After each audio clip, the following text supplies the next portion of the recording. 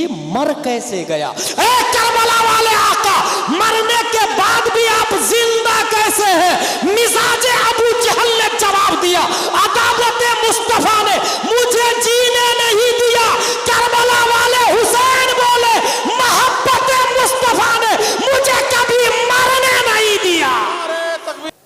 इस वक्त पूरी दुनिया में सबसे ज्यादा पॉपुलर जो ऐप है उसका नाम है चैट जीपीटी। हमने चैट जीटीपी से पूछा, जीपीटी से पूछा, can a book like the Holi Quran will come again? क्या कुरान की तरह कोई दूसरी किताब आ सकती है? उसका जवाब है no, Quran is the final revelation. वाह वाह, no more books like holy Quran will come again. Quran Allah की आखिरी वही है, इसके बाद कुरान की तरह कोई और किताब नहीं आ सकती। सुभान अल्लाह, सुभान। आपको हैरत होगी, मजीद भारत में मैं एक ऐसे आदमी को जानता हूं जो सिर्फ 7 घंटे में पूरे कुरान का हिफ्ज़ कर लिया था। उसने पहला पारा अलिफ लाम मीम एक बार पढ़ा और याद कर लिया, सिर्फ एक बार, और इतना अच्छा याद किया कि जाके तरावी भी पढ़ा है। उन्होंने एक बार पढ़ा और याद कर लिया।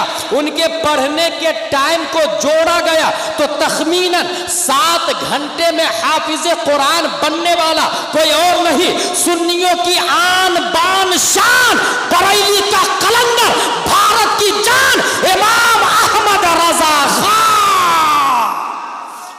तो दुनिया के अंदर कॉन्स्टिट्यूशन ऑफ डरबन भी है, कॉन्स्टिट्यूशन ऑफ लीबिया भी है, कॉन्स्टिट्यूशन ऑफ जजायर भी है, कॉन्स्टिट्यूशन ऑफ मुरितानिया भी है, कॉन्स्टिट्यूशन ऑफ चिबूती भी है, कॉन्स्टिट्यूशन ऑफ बहरैन भी है, कॉन्स्टिट्यूशन ऑफ इमारात भी है, कॉन्स्टिट्यूशन ऑफ अमेरिका भी है, कॉन्स्टिट्यूशन ऑफ इंडिया भी है, कॉन्स्टिट्यूशन ऑफ नेपाल भी है, कॉन्स्टिट्यूशन ऑफ ऑस्ट्रेलिया भी है, कॉन्स्टिट्यूशन ऑफ हॉलैंड भी है।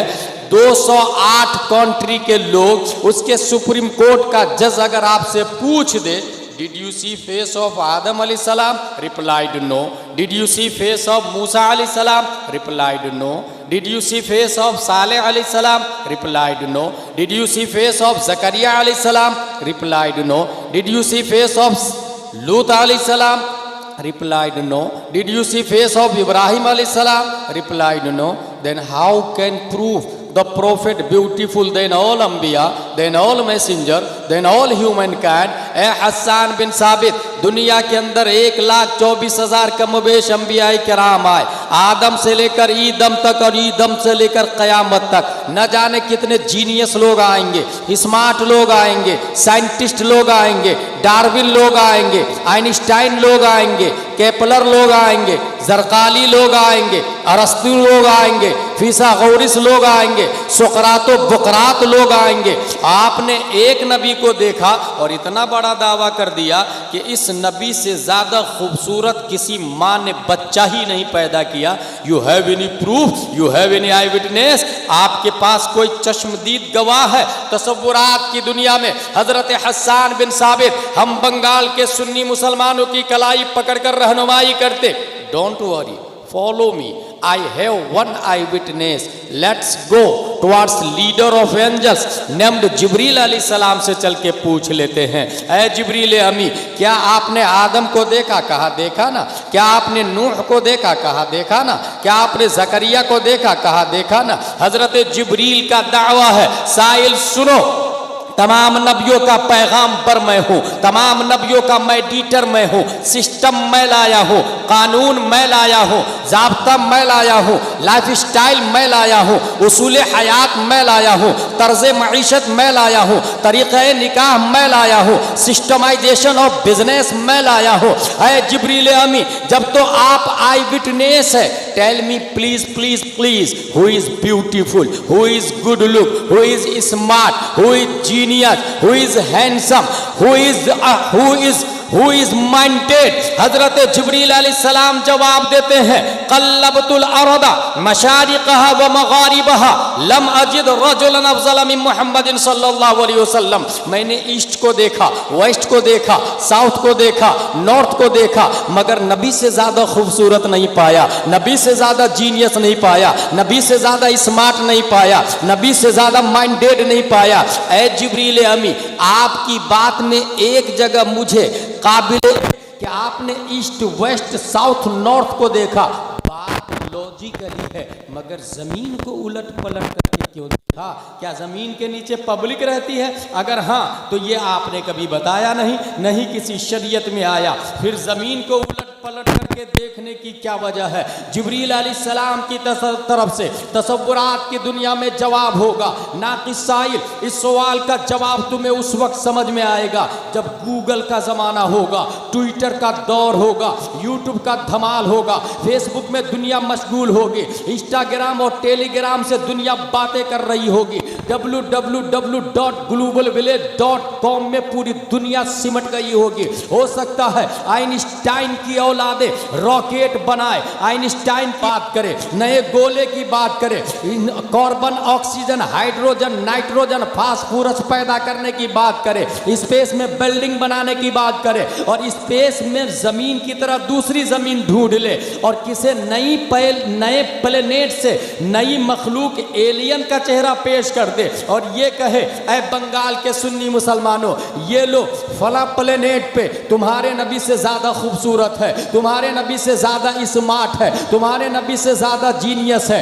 ये एतराज होने वाला था गूगल के बाद में, ट्विटर के बाद में, इंस्टाग्राम के बाद में, टेलीग्राम के बाद में। दफा दखले मुकद्दर के तहत 1400 साल से भी पहले तायरे सिदरा ने सिर्फ और सिर्फ जमीन को उलट पलट करके नहीं देखा, बल्कि कल्लबा युकल्लिबु तकलीबन से कल्लब तो फेले माजी मारूफ वाहिद मुतकल्लिम का सेगा बाबे तफईल का पावर बोलता है। मैंने सिर्फ जमीन को उलट पलट करके नहीं देखा है, मैंने मर्क्यूरी को भी देखा है, वीनस को देखा है, मार्स को देखा है, जुपिटर को देखा है, सैटर्न को देखा है, यूरेनस को देखा है, नेपटून को देखा है, प्लूटो को देखा है। न्यूटन आइंस्टाइन की औलादों ने जितने प्लेनेट को ढूंढा है उसे भी देखा, और जो ढूंढने वाले हैं उसे भी देखा, जो गोले हैं उसे भी देखा, जो गोले डिस्कवर्ड होने वाले हैं। हर प्लेनेट को, हर थाले को उलट पलट करके चीर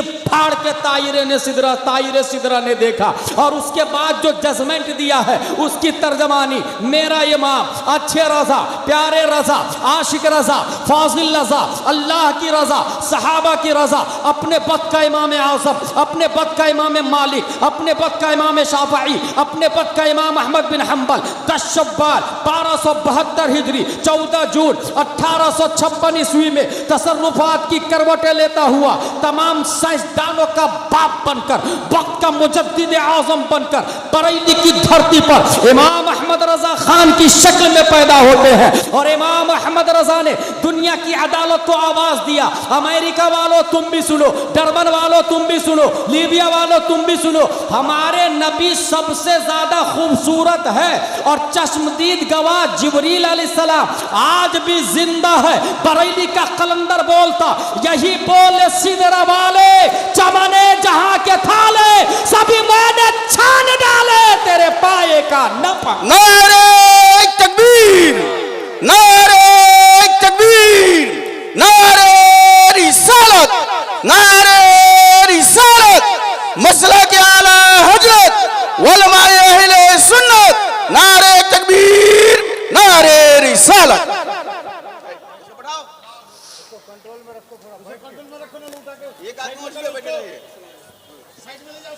वाह वाह, सुभान अल्लाह जगल।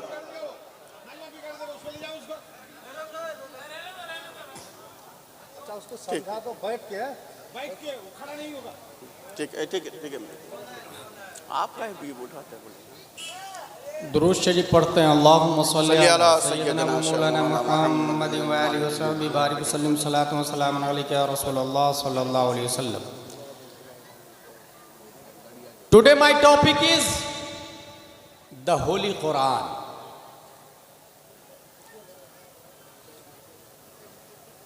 इस वक्त पूरी दुनिया में सबसे ज्यादा पॉपुलर जो ऐप है उसका नाम है चैट जीपीटी। जी का फुल फॉर्म है जनरेटिव, पी का फुल फॉर्म है प्री ट्रेन और टी का फुल फॉर्म है ट्रांसफॉर्मर, जो इंसान की तरह बातें करता है, छोटा मोटा रोबोट है। उससे पूछे hey chat GPT where are you, वो बोलेगा आपसे हाउ आर यू, वो जवाब देगा। क्वेश्चन करे आंसर देगा। पूरी दुनिया वाले इस्तेमाल कर रहे हैं इसको, और एक दूसरे को बीट करने के लिए, अमेरिका को पीछे छोड़ने के लिए चाइना दूसरा बना रहा है और ये कंपटीशन चल रहा है। हमने चैट जीटीपी से पूछा, जीपीटी से पूछा, can a book like the Holi Quran will come again, क्या कुरान की तरह कोई दूसरी किताब आ सकती है? उसका जवाब है no, Quran is the final revelation, वाह वाह वाह, no more books like holy Quran will come again. Quran Allah की आखिरी वही है, इसके बाद कुरान की तरह कोई और किताब नहीं आ सकती। सुभान अल्लाह सुभान अल्लाह। यहीं से गुलाम जिलानी अजहरी इस नतीजे पर पहुंच गया कि तुम टेक्नोलॉजी कितने ही बना लो, उस टेक्नोलॉजी से पूछोगे तो वही जवाब देगा कि दुनिया में इस्लाम से अफजल वाला कोई मजहब ही नहीं हो सकता। सुभान अल्लाह वाह। जिस वक्त माइक वजूद में आया था तो साइंटिस्ट ने दावा किया था हम एक ऐसा माइक बनाने वाले हैं जो पहले की बोली हुई बातों को भी रिकॉर्ड कर लेगा। ये माइक अभी बोल रहा है, आपके सामने मेरी आवाज पहुंचा रहा है, ये एक मशीन है, लेकिन यही माइक अपडेट होगा और 1 घंटा पहले जो बोल चुका यहां लगा दे तो वो उसको रिकवर कर लेगा, क्योंकि बातें खत्म नहीं होती है, वो स्पेस में रहती है। ये माइक उसको ऑब्जर्व कर लेगा, कैच कर लेगा। मैं खुश हो गया, वेरी गुड, वेल डन। तुम 1 घंटा नहीं 10 घंटे वाला बना, और तरक्की करना, 100 साल वाला बनाना, 200 साल वाला बनाना, 1000 साल वाला बनाना। और जब 1000 साल पहले की बातें रिकॉर्ड होगी तो वो दिन बईद नहीं है कि ऐ क्रिश्चियनों, ऐ यहूदियों, तुम अपने नबी हजरत मूसा और हजरत ईसा की आवाज सुनोगे और फिर ये तुम्हें सुनना होगा, वो ये कहेंगे कि पूरी दुनिया के आखिरी नबी, चहीते नबी प्यारे मुस्तफ़ा सल्लल्लाहु अलैहि वसल्लम है।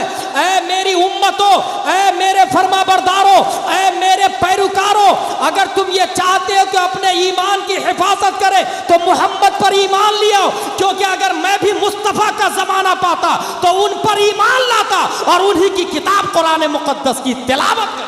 वाह, बहुत को बहुत को। बनाओ जितनी टेक्नोलॉजी बनाना, मगर इस्लाम को बीट नहीं कर सकते आप। कुरान 114 सूरत है, 7 मंजिल, 23 बरस में नाजिल होता है। 1000 अवामिर ऑर्डर, 1000 नवाही डजन, 77,450 कलिमा, 3 लाख हुरूफ। कुरान मुक़द्दस जामिया कादरिया में हिफ्ज़ कराया जाता है, दस्तारबंदी भी। मेमोरी पावर स्ट्रॉन्ग हो तो इंसान बहुत जल्दी कैच करता है उसको, बहुत जल्दी। कुरान मुक़द्दस के बारे में इतना याद रखिएगा आप, ज़बूर एक किताब का नाम है, तौरात किताब का नाम है, इंजील किताब का नाम है, और ये तीनों आसमानी किताबें हैं। ज़बूर के अंदर 150 सूरतें, तौरात के अंदर 1000 सूरतें और हर सूरत में 1000 आयत है। तौरात को देख के हजरत मूसा ने कहा, ए अल्लाह, इतनी मोटी किताब मेरी उम्मत पढ़ेगी कैसे? रब्बे कदीर ने फरमाया, मूसा, मैं एक ऐसी किताब उतारने वाला हूं जो इससे भी ज्यादा ज़ख़ीम है, मोटी है। मौला किस पर? फरमाया नुज़्ज़िल अला मुहम्मद, हुजूर सल्लल्लाहु अलैहि वसल्लम पर। मौला उसकी उम्मत पढ़ेगी कैसे? रब्बे कदीर का इरशाद, वलक़द यस्सरनल क़ुरआन लिज़्ज़िक्रि फ़हल मिन मुद्दकिर। मूसा इतना आसान कर दूंगा, इतना आसान कर दूंगा कि उम्मत मोहम्मदिया का बच्चा बच्चा चाहेगा तो चंद महीनों में अपनी छाती में पूरा कुरान। सुभान अल्लाह, सुभान अल्लाह, अल्लाह अकबर, अल्लाह अकबर, या रसूल अल्लाह। उसको बैठा है या रसूल अल्लाह, जिंदाबाद। भगाना पड़ेगा। शेख अब्दुल हक मुहद्दिस देहलवी पूरे कुरान को 3 महीने में हिफ्ज कर लिया उन्होंने, पूरे कुरान। मुजद्दिद अल्फे सानी को जेल में डलवा दिया। वो जेल में जाके बोले कुरान लेकर आ, कुरान बुलवाया, पढ़ना शुरू किया। 3 महीने में पूरे कुरान का उन्होंने भी हिफ्ज कर लिया। आपको हैरत होगी, मैं एक ऐसे आदमी का नाम बता रहा हूं जो सिर्फ 7 दिन में पूरे कुरान का हिफ्ज कर लिया।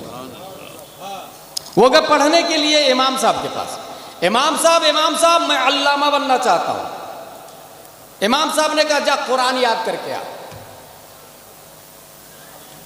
इसका मतलब यह हुआ कि अल्लामा बनने के लिए कुरान का हिफ्ज बहुत ही मुफीद और ज़रूरी है। अपने इंडिया में क्या हो रहा है कि कुरान शरीफ लोग तरावी पढ़ाने के लिए याद करते हैं। गलत। कुरान नाजिल तरावी पढ़ाने के लिए नहीं हुआ है। कुरान नाजिल हुआ है लाइफ स्टाइल के लिए। तरावी एक ज़िमनन है। कुरान का वजूद हुआ तरीक़े हयात के लिए। चले कैसे, खाए कैसे, पिए कैसे। कॉन्स्टिट्यूशन ऑफ इस्लाम, जिस तरह भारत का संविधान है ना, ऐसे इस्लाम का संविधान है कुरान। हर मुल्क का संविधान होता है, इस्लाम का संविधान कुरान। लाइफ स्टाइल है। मगर मोस्टली लोग अपने इंडिया में अलग से हिफ्ज की क्लास भी चल रही है, हाफिज भी हो जाता है, और हाफिज होकर दस्तारबंदी हो गई। मैं किसी अल्लामा से कम नहीं हूं।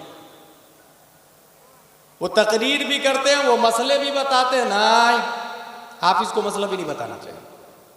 जो याद हो वही बताना चाहिए, नहीं तो अपने से बड़े आलिम के हवाले कर देना चाहिए। और ये पब्लिक की लापरवाही की वजह से भी हुआ। MBBS की फीस 200 रुपये, MD की फीस 500 रुपये, DM की फीस 1000 रुपये। मगर यहाँ हर कुर्ता पजामा टोपी वाला हाफिज साहब, इमाम साहब, मौली साहब, आलिम साहब, सब एक ही जुमरे में नजर आते हैं। सबसे सब पूछ भी लेते हैं और सबकी पैरवी भी कर लेते हैं। हाफिज बनने के बाद हमारे यहाँ क्या होता है, इमाम साहब मेरी माँ का इंतकाल हो गया है, 10 बच्चे को भेज दीजिएगा कुरान शरीफ, कुरान खानी के लिए। 10 बच्चे गए, कुरान खानी किया, 3 पारे एक बच्चे ने पढ़े, 1 घंटे में कुरान शरीफ खत्म। अल्लाह, एक कुरान का सवाब मेरी माँ की रूह को पेश करता हूँ, कबूल फरमा। भक्त ला इलाहा इल्लल्लाह मुहम्मदुर रसूलुल्लाह, यही चल रहा है। ये इसको कहते हैं कुरान खानी। कुरान का वजूद कुरान खानी के लिए कम, कुरान दानी के लिए ज्यादा हुआ। अभी बच्ची कुरान शरीफ पढ़ ली तो फिर हम ये समझते हैं कि मेरा बेटा दीनी तालीम भी जानता है। गलत, इसको दीनी तालीम नहीं कहते हैं। अगर आप समझते हैं कि आपका बेटा, आपकी बेटी कुरान पढ़ ली और दीनी तालीम जान गई, तो बिल्कुल शैतान के फरेब और धोखे में आप।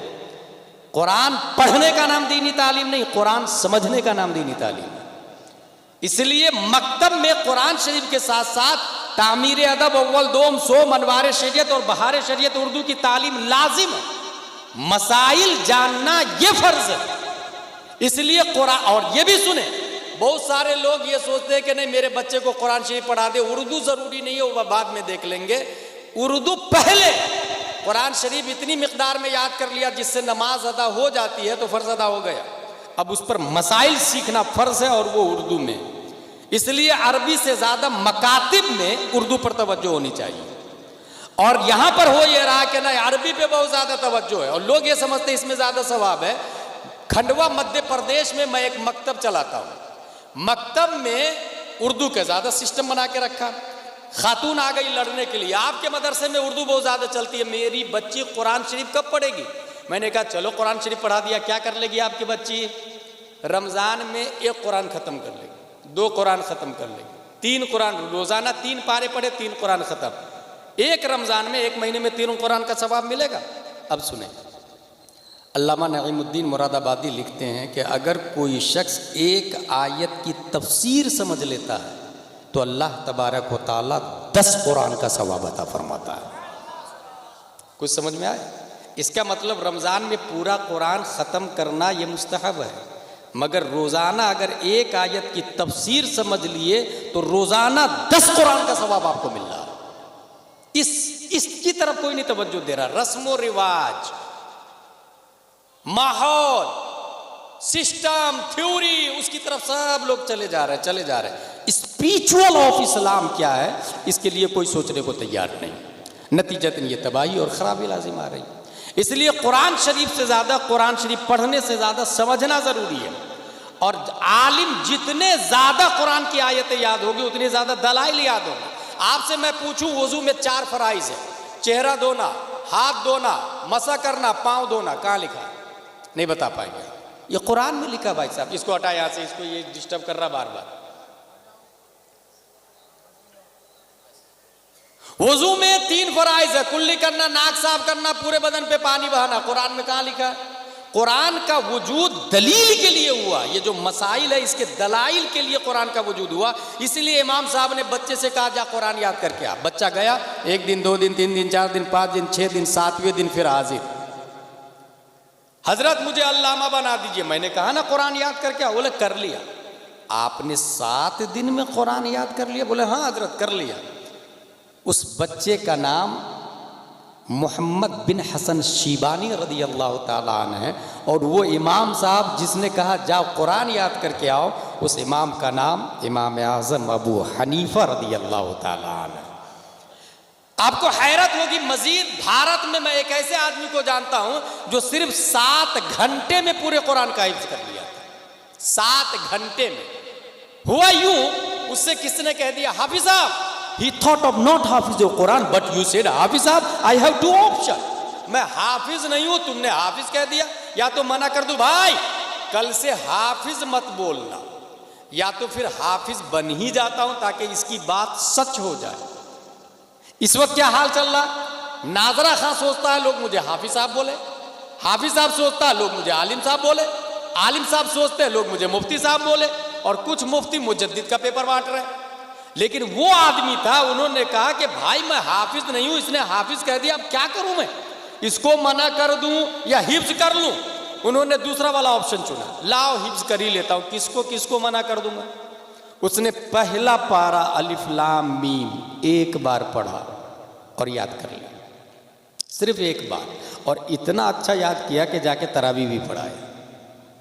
दूसरे दिन सयकूल एक बार, तीसरे दिन तिलकर रसूल, चौथे दिन लन तनालू, 5वें दिन वल मुहसना, 6वें दिन ला युहिब्बु, 7वें दिन वैदा समय, 8वें दिन वलो अन्नना, 9वें दिन क़ाल अल मलो, 10वें दिन वअलमु, 11वें दिन याअतदिरून, 12वें दिन वमा मिन दाब्बा, 13वां दिन वमा उबर्रियो, 14वां दिन रुबमा, 15वां दिन सुब्हानल्लज़ी, 16वां दिन क़ाल अलम, 17वां दिन इक़्तरबा, 18वां दिन क़द अफ़लह, 30वां दिन अम्मा यतसालून एक बार पढ़ा और याद कर लिया। उनके पढ़ने के टाइम को जोड़ा गया तो तखमीनन 7 घंटे में हाफिज कुरान बनने वाला कोई और नहीं, सुन्नियों की आन बान शान, बरेली का कलंदर, भारत की जान, इमाम अहमद रजा खान।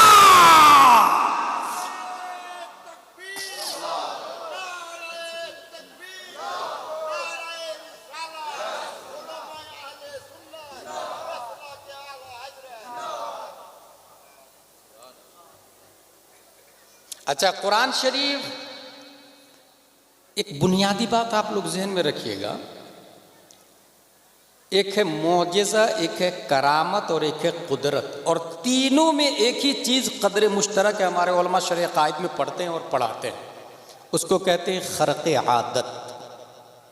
कुदरत, मौजिज़ा, करामत। वली से हो करामत है, नबी से हो मौजिज़ा, और मौजिज़ा है रब से हो कुदरत। सबसे बड़ी करामत क्या है और सबसे बड़ा मौजिज़ा क्या है? यहां पर एक वली दाएं तरफ, एक वली बाएं तरफ। ये दाएं वाले वली पानी पे नहीं चलते, हवा में नहीं चलते, दरख्त को नहीं बुलाते, बीमारों पर हाथ रख के शिफा नहीं देते, जब मुअज्जिन हय्या अलल फलाह कहता है तो वो मस्जिद में चले जाते, झूठ नहीं बोलते, नमाज पढ़ते हैं, अल्लाह अल्लाह करते। इधर वाले जो वली है वो पानी पे भी चलते, हवा में भी चलते, परिंदों को भी बुला लेते, और मरीजों की लाइन लगी रहती है। पब्लिक भीड़ किधर लगाएगी?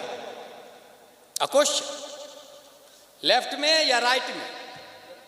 लेफ्ट में भीड़ लगाएगी। इसी को कहते हैं रस्म और रिवाज। स्पिरिचुअल ऑफ इस्लाम नहीं समझते। ये एजुकेशन नहीं, ये लिटरेसी नहीं, इलिटरेसी। अगर आप इस्लाम को समझेंगे तो पानी पे चलना करामत है ही नहीं। अगर पानी पे चलना करामत और विलायत की दलील है तो रूए जमीन पर सबसे बड़ा अल्लाह का वली डॉल्फिन को होना चाहिए, ब्लू व्हेल को होना चाहिए, शार्क को होना चाहिए, मगरमच्छ को होना चाहिए। मगर पानी पे चलना करामत है ही नहीं। अगर हवा में उड़ना करामत और विलायत की दलील है तो रूए जमीन का सबसे बड़ा अल्लाह का वली शाहीन को होना चाहिए, ईगल को होना चाहिए, बाज को होना चाहिए, कबूतर, मैना, कौवा, कबूतर को अल्लाह का वली होना चाहिए। मगर हवा में चलना विलायत है ही नहीं, पानी पे चलना विलायत है ही नहीं। मरीजों को शिफा देना अगर विलायत है तो दुनिया में जितने MBBS, MD और DM है इन सबको अल्लाह का वली होना चाहिए। मगर ये अल्लाह के वली नहीं है। फिर वली है कौन और करामत सबसे बड़ी क्या है? आइए पीरों के पीर रोशन जमीर शेख अब्दुल कादिर रज़ी अल्लाह ताला अन्हु से पूछते हैं। गौसे आजम रज़ी अल्लाह ताला अन्हु से पूछा गया, हुजूर सबसे बड़ी करामत किसको कहते हैं? गौसे आजम फरमाते हैं, करामतुल वली अन यकून कौलुहु व फ़िअलुहु मुताबिक़न लिक़ौलिही व फ़िअलिही सल्लल्लाहु अलैहि वसल्लम। एक वली की सबसे बड़ी करामत यह है कि उनकी बात नबी की बात के मुताबिक हो, उनका काम नबी के काम के मुताबिक हो। पता ये चला ये जो दाएं वाला है ये नबी के तरीके पर चलता है, झूठ नहीं बोलता, रोजा रखता है, नमाज पढ़ता है, हय्या अलल फलाह पर लब्बैक कहता है। और ये जो बाएं तरफ वाला है पानी पे चलना, हवा में उड़ना, क्या नबी पानी पर चले हैं? क्या नबी हवा में उड़े हैं? तारीख में ऐसा कुछ हो तो आप बता दे मुझे, तो मैं भी गौर व फिक्र कर लूं। गौसे आजम फरमाते हैं वली की सबसे बड़ी करामत यह है कि उनकी बात नबी की बात के मुताबिक हो, शरीयत पर चलना यह सबसे बड़ी करामत है। अल इस्तिकामा फौकल करामा, साबित हो गया हवा पे चलने वाला यह अल्लाह का वली नहीं हो सकता। मगर फसाद उम्मत के जमाने में टोपी के बगैर जो पानी नहीं पीता है, जो नमाज की पाबंदी करता है, जो झूठ नहीं बोलता है और जो नबी के नाम पे 24 घंटा मरने के लिए तैयार होता है, वो अल्लाह का वली है, वो अल्लाह का मुकद्दस वली है। और नबी के नाम पे मरना यह सबसे बड़ी करामत है। यहीं से पता चल गया तौहीद और रिसालत के शहदाइयों, ढोंगी बाबाओं के पीछे मत पड़ना, हवा में चलने वाले डुप्लीकेट पीरों के पीछे ना जाना। यह देखना वो आलिम है कि नहीं, वो नमाज पढ़ता है कि नहीं, वो जाहिलों के साथ इख्तिलाफ किस कदर रखता है, वो तन्हाई में औरतों को बैठा के सर पे हाथ रख के दुआ तावीज़ तो नहीं करता है। अगर ऐसा आदमी है तो हरगिज हरगिज उससे बैत ना होना। और समझ जाना यह इंसान कौम के लिए फसादी है, यह इंसान शरीयत के लिए डेंजरस है। यह देखना कि उनका रंग ढंग नबी के रंग ढंग से मिल रहा है तो आंख बंद करके उसे के पीछे चलना, वही वो आदमी है जो आपको आला हजरत तक ले जाएगा, आला हजरत गौसे आजम तक, गौसे आजम मुस्तफा तक और मुस्तफा रब्बे कदीर तक पहुंचा देंगे। तो सबसे बड़ी करामत मैंने बता दी। सबसे बड़ा मोजेजा, चांद को नबी ने फाड़ दिया, क्या यह सबसे बड़ा मोजेजा है? नहीं। सूरज को नबी ने बुलाया, सबसे बड़ा मोजेजा है? नहीं। नबी का सबसे बड़ा मोजेजा कुरान मुक़द्दस, जो आज जामिया कादरिया में पढ़ाई जाती है। कुरान मुक़द्दस आज भी मोजेजा है, आज भी। अब जरा इसके बारे में कुछ इल्मी गुफ्तगू होगी जिसे तवज्जो से सुनिएगा। कुरान मोजेजा क्यों बना? पूरी दुनिया के अंदर इंसान बोलता है, मगर ये बोलना भी इजाफी चीज है। एक इंसान कम बोलता है तो उसको भी कह देते हैं गूंगा है, और जो जुबान से नहीं बोलता है उसे भी कहते हैं गूंगा है। अरब का मतलब होता है बोलने वाला, और अरब के अलावा को अहले अरब अजम कहते हैं, जिसका मतलब है गूंगा। अरब के अंदर बकरी चराने वाला भी शायर होता है, बहुत बड़े बड़े शायर, दाग देहलवी जैसे हजारों उसके दामन में सिमट जाए। मिर्जा जैसे लाखों उसके दामन में सिमट जाए। ऊंट चराने वाला शायर होता है, आम है शेरों में बात करना। बाजारे औकास हर हफ्ते लोग अपने अशार कहेंगे बाप दादा की तारीफ में। जिसका कलाम बहुत अच्छा होगा खाना काबा पे लटका दिया जाएगा। अगले वीक दूसरा कलाम जो अच्छा होगा उसको हटा के उसको लगाया जाएगा। ये सिस्टम था। ऐसे माहौल में प्यारे मुस्तफ़ा ने कहा काबा पर एक आयत लटका दो, इन्ना आतैना कल कौसर फसल्ली लिरब्बिका वनहर इन्ना शानियाका हुवल अब्तर। और फिर चैलेंज, इसका जवाब लेकर के आओ, इसके मुकाबिल कोई शेर लेकर के आओ, कोई कलाम लेकर के आओ, कोई नज्म लेकर के आओ, कोई नज़्र लेकर के आओ। और एक आदमी से नहीं हो रहा है ना, तो अरब के जितने शायर और जीनियस है सब के सब जमा हो जाओ। और इंसान से काम नहीं चल रहा तो जिन्नातों को भी बुला लो। इंसान और जिन्नात सब मिल के लाओ। सब मिल करके भी नहीं ला पाए, उसके आगे एक ने एक लफ्ज लिख दिया, मा हादा कलामुल बशर, ये इंसान का कलाम नहीं खालिक इंसान का कलाम है। ऐसे में प्यारे मुस्तफा सल्लल्लाहु ताला अलैहि वसल्लम का कोई उस्ताद नहीं है, याद रखिएगा। Therefore every student should be an ideal student. हर शख्स वही बोलता है जो सुनता है। यहां एक बात और याद आ गई मुझे, जो बच्चा पैदाइशी बहरा होता है वो पैदाइशी गूंगा भी होता है। फिर से सुने मेरी बात, जो बच्चा पैदाइशी बहरा होगा वो पैदाइशी गूंगा भी होगा। क्यों? क्योंकि ये जो डायरी होती है ना, डायरी ये प्लेन होती है। बच्चा जब पैदा होता है तो उसके दिमाग की डायरी प्लेन है। इस प्लेन डायरी में वोकेबुलरी जब जाती है तो बच्चा दिमाग में लिखता है उसको, और जो लिखता है वही वो प्रोनाउंस करता है। मीम अलिफ ज़बर मा नून गुन्ना माँ, आपने बोला, बच्चे ने सुना, वही जुबान से बोलता है माँ। यही बच्चा अगर अलीपुर में पैदा होता है और उसको दूसरे दिन लंदन में छोड़ दे और 2 साल के बाद बोला है तो वो माँ नहीं बोलेगा, mother, father, brother, sister, skies, animals, water, trees. जो सुनता है वही डायरी में सेव करता है। यहीं से ये भी मुझे समझ में आया कि अगर हमारी माँ और बहनें अपने बच्चे को दूध पिलाती है तो आटा गूंथते समय उसे चाहिए कि पानी आटा में मिलाए, आटा गूंदे और मोबाइल पर यूट्यूब में लगा दे कलाम आला हजरत उवैस रजा कादरी। अब इधर मोबाइल चलेगा जिसमें आवाज आएगी, क्या दबे जिस पे हिमायत का हो पंजा तेरा, शेर को खतरे में लाता नहीं कुत्ता तेरा, बद सही चोर सही मुजरिमो नाकारा सही, ऐ वो कैसा ही सही है तो करीमा तेरा। नेक्स्ट कलाम चालू होगा, उनकी महक ने दिल के गुंचे खिला दिए हैं, जिस राह चल दिए हैं कूचे बसा दिए हैं। अगला कलाम चलेगा, दुश्मन अहमद पे शिद्दत कीजिए, मुल्हिदों की क्या मुरब्बत कीजिए, गैस में जल जाए बेदीनों के दिल, या रसूल अल्लाह की कसरत कीजिए। माँ आटा गूंद रही है, बच्चा गोद में खेल रहा है, उसके कानों में आला हजरत का कलाम जाएगा, उसके कानों में नबी की सिफत जाएगी, उसके कानों के रास्ते नबी के औसाफ जाएंगे, दिमाग की डायरी में वो सेव करेगा। माँ अगर चावल बना रही है, यूट्यूब पर लगा दे कंजुल ईमान सूरह यासीन का तर्जमा, अब सूरह यासीन चलेगी और उसका तर्जमा चलेगा। बच्चा के कानों में सूरह यासीन भी जाएगी और उसका तर्जमा भी जाएगा। अब वो बच्चा जब बड़ा होगा तो गाना नहीं गाएगा, बॉलीवुड की पैरवी नहीं करेगा, हॉलीवुड की एक्टिंग नहीं करेगा, वो टॉलीवुड की तमसील और मिसाल नहीं पेश करेगा। वही बच्चा जब बड़ा होगा तो कोई मुजाहिद मिल्लत बनेगा, कोई सदरुल शरिया बनेगा, कोई दादुल शरिया बनेगा, कोई मुफ्ती आजम बनेगा, कोई शाह आलम और कुतुब आलम बनेगा। और इस तरीके से बंगाल की धरती पर फिर से कोई मुजाहिद दौरा पैदा होकर सुन्नियत की हिफाजत करेगा और ईमान की कमांडिंग करते हुए मर्द मोमिन को रब्बे कदीर तक पहुंचाने की जमानत और सियानत देगा। जो सुनता है वही महफूज होता है। हुजूर सल्लल्लाहु ताला अलैहि वसल्लम अरब में पैदा हुए, अरब वाले अशार बोल रहे हैं, कुरान शरीफ का जवाब कोई ना ला सका। हुजूर सल्लल्लाहु अलैहि वसल्लम का कोई उस्ताद नहीं है, किसी ने पढ़ाया नहीं, और पढ़ाएगा कौन किसको? पहले स्टूडेंट या पहले टीचर? पहले टीचर, यही है ना, पहले स्टूडेंट या पहले टीचर? पहले teacher.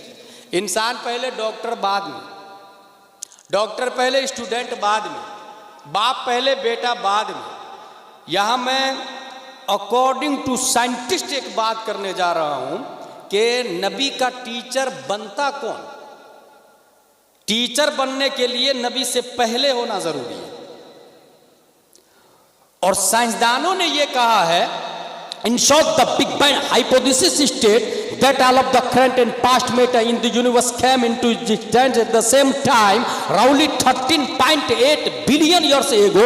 At this time, all matter was compacted into a very small ball with infinite density and intense heating called a singularity. Suddenly, the singularity began expanding and the universe as we know it began. पूरी दुनिया एक dot से बनी, अचानक वो dot फटता है, London, America, Alipur, Bengal, दुनिया का वजूद हो जाता है। कौन बोल रहा है? ये साइंटिस्ट बोल रहे हैं। पूरी दुनिया एक डॉट से बनी। साइंटिस्ट से मैं एक सवाल करना चाहता हूं, वो डॉट रहता कहां था? हयीज़ तबई क्या थी? लाया किसने? कलर कैसा था? Reply I don't know. साइंसदानों ने कहा मुझे नहीं मालूम। घुटने टेक दिए उसने, बड़ी मेहनतों मशक्कत से 13.8 बिलियन ईयर्स हो, बिलियन, 1 मिलियन 10 लाख का होता है, 1 बिलियन 100 करोड़ को कहते हैं। 13.8 बिलियन ईयर्स एगो दुनिया डॉट से बनी है। वो डॉट कहां से आया, क्यों आया, कैसे आया, नहीं पता। चले अब दारुल उलूम जामिया कादरिया मजहरुल उलूम में पढ़ने वालों से पूछ लेते हैं, आप बताइए उस डॉट की हकीकत क्या है, उसकी माहियत क्या है? अल्लाहु अकबर कबीरा। ये जामिया कादरिया के तलबा पहले, सबसे पहले नाजरा पढ़ते, फिर एदादिया, ऊला, सानिया, सालसा, राबिया, खामिसा, सादिसा, साबिया, सामिना, फजीलत, बुखारी शरीफ, तिरमिजी शरीफ, अबू दाऊद शरीफ, मुस्नद अहमद बिन हम्बल हदीस तक पहुँचते हैं तो वहाँ एक बात नजर आ गई। और वो बात यह है कि 1400 साल पहले प्यारे मुस्तफ़ा की बारगाह में खड़े होके हजरत जाबिर ने नबी से इस क्वेश्चन का आंसर पूछ लिया, या रसूल अल्लाह अखबिरनी अन अव्वल शैइन खलक़ल्लाहु तबारक व तआला क़ब्ल कुल्लिल अशिया।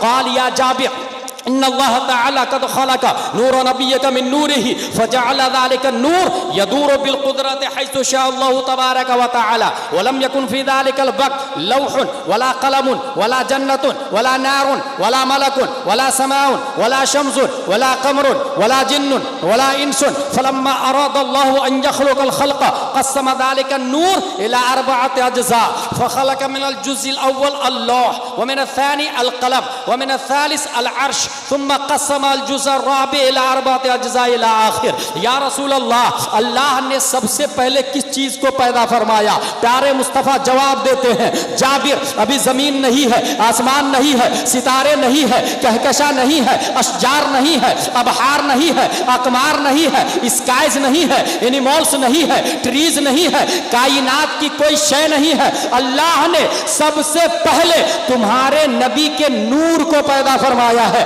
बोलता है वो डॉट नूरे मुस्तफा है, वो डॉट प्यारे मुस्तफा सल्लल्लाहु अलैहि वसल्लम है। अब सवाल पैदा होता है, यू हैव एनी प्रूफ? आपके पास क्या दलील है? वो डॉट नूरे मुस्तफा है। Yes yes yes, I have proof. One day हुजूर सल्लल्लाहु अलैहि वसल्लम ने पूछा, जिब्रील तुम्हारी उम्र कितनी है? जिब्रील अलैहिस्सलाम जवाब देते, आई don't know what is my age. या रसूल अल्लाह, मुझे नहीं पता मेरी उम्र कितनी है। हाँ इतना जानता हूं, एक तारा और जमीन से तारा डॉट की तरह दिखता है। एक तारा चौथे हिजाब में 70,000 बरस के बाद चमकता था, उसको मैंने 72,000 मरतबा देखा। 13.8 बिलियन ईयर्स एगो इंसान बोलता है, मगर जिब्रील अलैहिस्सलाम बोलते हैं 70,000 को 72,000 से इंटू करे, उससे भी पहले मुस्तफा जलवागर है। प्यारे मुस्तफा इरशाद फरमाते हैं, जिब्रील व इज्जत रब्बी अना ज़ालिकल कौकब, मुझे मेरे रब की इज्जत और जलाल की कसम, वो तारा मैं हूं, मैं हूं, मैं हूं। पता ये चला नबी का टीचर इसलिए कोई नहीं है कि टीचर पहले होता है, स्टूडेंट बाद में, और यहां कायनात बाद में है, नबी पहले है। इसलिए मुझे कहने दे, पूरी दुनिया स्टूडेंट है, मुअल्लिम कायनात, teacher of the universe Amina का लाल है। सुभान अल्लाह। अल्लाह सुभान अल्लाह। नारे तकबीर, नारे तकबीर, नारे रिसालत, नारे रिसालत। हुजूर सल्लल्लाहु ताला अलैहि वसल्लम teacher of the universe, Muallem कायनात है। कुरान मुक़द्दस हुजूर सल्लल्लाहु ताला अलैहि वसल्लम का सबसे बड़ा मौजज़ा क्यों? इसलिए कि नबी किसी से पढ़े नहीं, और जब बातें कर रहे थे तो तेरे आगे यूं हैं दबे लचे फौसहा अरब के बड़े बड़े, कोई जाने मुंह में जुबान नहीं, नहीं नहीं नहीं, बल्कि जिस्म में जान नहीं। हुजूर सल्लल्लाहु ताला अलैहि वसल्लम कलाम फरमाया, वो भी अरब। अरब का हाल यह है, अब जरा अरब की अरबी भी सुने। इतने एक्सपर्ट होते हैं कि एक शेर में 2 मिसरा होता है। जैसे उनकी महक ने दिल के गुंचे खिला दिए हैं, जिस राह चल दिए हैं कूचे बसा दिए। पहला मिसरा, उनकी महक ने दिल के गुंचे खिला दिए हैं, ये पहला मिसरा है। दूसरा मिसरा क्या है? जिस राह चल दिए हैं कूचे बसा दिए हैं। अज़्म मुहकम हो तो होती है बलाएं पसपा, कितने तूफान पलट देता है साहिल तन्हा। पहला मिसरा, अज़्म मुहकम हो तो होती है बलाएं पसपा, ये पहला मिसरा है। ये मुकम्मल कब होगा? जब दूसरा उससे जुड़ेगा। कितने तूफान पलट देता है साहिल तन्हा, तुम दिए बादे मुखालिफ से न घबरा है वो क़ाब। पहला मिसरा, ये तो चलती है तुझे ऊंचा उड़ाने के लिए। दूसरा मिसरा, अरब का हाल सुने। इम्रुल कैस के बारे में फेमस है, उसके इम्रुल कैस को किडनैप कर लिया लोगों ने और कहा हम तुम्हारा मर्डर करने वाले हैं, आखिरी ख्वाहिश। उसने कहा हाँ यार एक ख्वाहिश है मेरी। देखिए अरबी का उरूज पर जाना और कितना जीनियस होना और किस कदर शेर गोई में महारत ताम्मा होना था, इसका अंदाजा लगा। उसने एक शेर दिया, शेर नहीं मिसरा दिया। कहा मेरी आखिरी ख्वाहिश ये है कि ये मेरा मिसरा है, मेरी बेटी को दे देना जाके, बस यही आखिरी ख्वाहिश है। मिसरा क्या है? अला या इब्नता इन्नी अबाकुमा, खबरदार ऐ मेरी दोनों बेटियां, मैं तुम्हारा बाप हूं। ये मिसरा है। अला या इब्नता इन्नी अबाकुमा। इम्रुल कैस का मर्डर हो गया। वो मिसरा लेकर के कातिल उसके घर पहुंचे। इम्रुल कैस का घर कौन है? बोले ये घर है। दरवाजा को नॉक किया, कौन? मैं।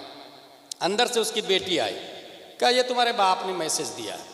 वो मिसरा दे दिया। बेटी मिसरा लेके अंदर गई और अंदर से फिर चिल्लाती है, लोगों मेरे बाप का कत्ल हो गया, मेरे बाप का कत्ल हो गया, कातिल यहां पर है, पकड़ो पकड़ो पकड़ो। लोग आके गिरफ्तार कर लिए। कहा तुमको कैसे पता चला तेरे बाप का कातिल है? कहा पहला मिसरा है अला या इब्नता इन्नी अबाकुमा, खबरदार है मेरी दोनों बेटियां, मैं तुम्हारा बाप हूं। इसका दूसरा मिसरा सिवाय इसके और कोई फिट ही नहीं हो रहा है। वक़द क़ुतिला व क़ातिलहु लदाकुमा, वो कत्ल कर दिया गया है, कातिल निगाहों के सामने में। अंदाजा लगा कितनी महारत होगी, कितनी महारत होगी। एक और बात बता दूं, ये मैंने अपने शेख हुजूर मुहद्दिस कबीर दामजिल्लहु अलैना से सुना है। मुहद्दिस कबीर कौन है? आप लोग जनरल नॉलेज में दिमाग में बैठा ले। इस वक्त बांग्लादेश, पाक, श्रीलंका, नेपाल, भूटान, इंडिया, इन तमाम जगहों के उलमा को तराजू के एक पल्ले में डाल दे और दूसरे पल्ले में तनहा मुहद्दिस कबीर मुमताजुल फुकहा को डाल दे।